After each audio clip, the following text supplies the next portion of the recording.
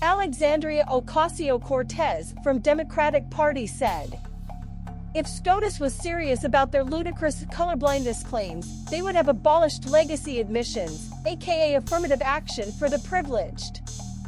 70% of Harvard's legacy applicants are white. SCOTUS didn't touch that, which would have impacted them and their patrons.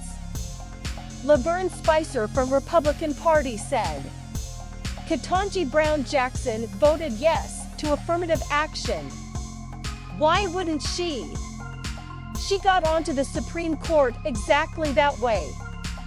Joe Biden said out loud that he would only consider a black female for the court, which meant that no Hispanics need apply, no whites need apply, no Asians need apply, and God no men need apply.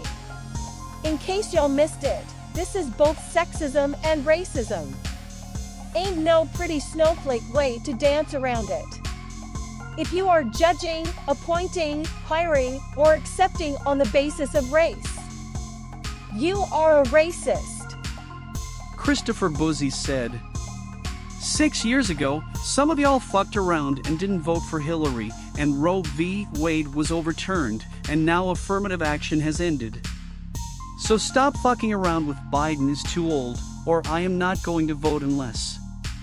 Before this SHT turns into The Handmaid's Tale. Tulsi Gabbard said, affirmative action ruling is a welcome blow to society's increasing racialization, especially anti-white racism. Supreme Court, eliminating racial discrimination means eliminating all of it. Racism is an evil all of us should fight against, regardless of our skin color or political party. James Tallarico said, Texas Republicans passed a bill to ban preferential treatment based on race at state universities. But they voted against my amendment to ban preferential treatment for kids of legislators. They're against affirmative action unless it benefits the wealthy and well-connected. Elizabeth Warren from Democratic Party said, an extremist Supreme Court has once again reversed decades of settled law, rolled back the march toward racial justice, and narrowed educational opportunity for all. I won't stop fighting for young people with big dreams who deserve an equal chance to pursue their future. Congressman Jamal Bowman said, if you're serious about fair college admissions, you know that affirmative action isn't the problem. Legacy admissions make college inaccessible to poor black and brown students who are just as deserving as their peers. We need to pass my Fair College Admissions for Students Act. No one said.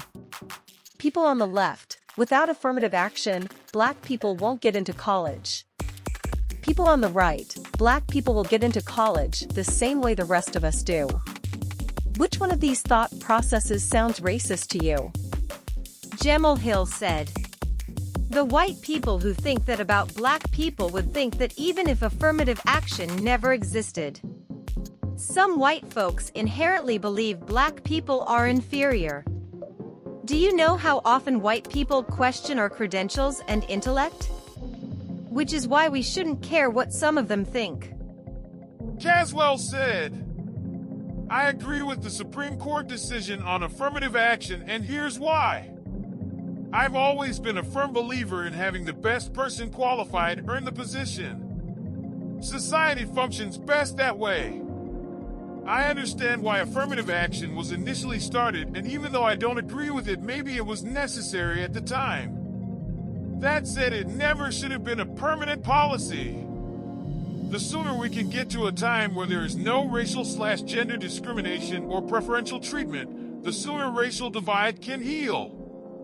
For every affirmative action hire, who may be less qualified, you give another group of people a reason to get angry or hold a grudge. The sooner we can get to the point to where there isn't even a race section on job or college applications, the better. It shouldn't matter at all if that means more Asian people get accepted to college or medical field jobs than whites or any other race, then so be it. They worked hard their whole life and deserve it. To me, to say that a group of people couldn't achieve the same things based on merit and achievement is racist in and of itself. To sum up, affirmative action should have never been a long-term solution to the issue. Let's reward achievement and intelligence. It makes for a better functioning society. Qasim Rashid said, affirmative action was never about admitting unqualified black kids. It was always about ensuring qualified black kids could also get accepted despite a world of systemic racism. The unqualified admission you're thinking of are legacy students like how Kavanaugh got into Yale. Former Cleva Black said, what's insane is Clarence Thomas said he benefited from affirmative action. Typical self-hating black action. They use the tools that help give a leg up to members of a discriminated race that are working hard and then cut the rungs of the ladder so no other blacks can follow. She Van Fleet said, American dream is the cherished belief that everybody can make it here in America through hard work, talent and determination, regardless of one's race, ethnicity, religious background, or social status. Affirmative action is government-sponsored theft, which steals the dream from people with merit to give it to people with identities. Vivienne Castano said, Asians are 6% of the population, but they make up 50% of high-scoring SAT results for college. Thank you SCOTUS for striking down affirmative action. College admission should be earned. Diplomas should not be just a piece of paper. John Galt said, if you're a minority, I'd love to hear your opinion on white Democrats telling you that without affirmative action you won't be able to get into a good university. Even if you disagree with my statement, I'd love to hear your views on yesterday's SC ruling. All views welcome. Cenk Uygur said, I think Supreme Court got the affirmative action case right. I'm sick of the stereotypes that attach to all minorities because of this policy. It was necessary in beginning, but it has become counterproductive. But legacy admissions, which are more unfair, must also be banned.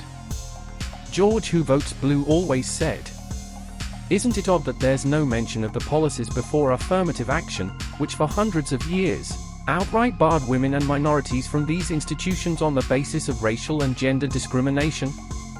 Or that this ruling directly contradicts their recent ruling that requires the consideration of race in drawing congressional district to provide equal representation to all citizens. I guess consistency isn't required for politically KKK-sponsored conservative jurisprudence, or whatever that might be on any given day. Talk about rigged.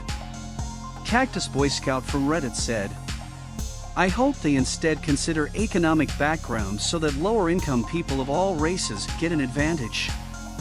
Affirmative action had a tendency to favor the wealthier members of minority groups. Diversity of economic background should be just as important as diversity of race. And they tend to overlap, so they'd be achieving similar goals but without the explicit and divisive racial preferences. Time Removed from Reddit said, just do it like most other countries, make it based on poverty rather than race. That's the main goal with these schemes anyway, lift families out of intergenerational poverty. Targeting poverty directly solves that problem and isn't illegally discriminatory. Plus, you don't wind up with strange externalities like multimillionaires of a certain race getting given an advantage over someone else coming from a disadvantaged background but without that same race.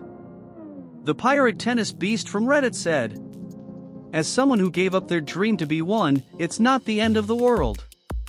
I was pre-med, did well on MCAT, but didn't get in. Ended up in home building and am much happier now, making around good money for easy work emo. If you're a smart guy, everything after this should come fairly easy since you're going from surrounded by the brightest to average and above average people, and some will look at you like a genius. Just my experience.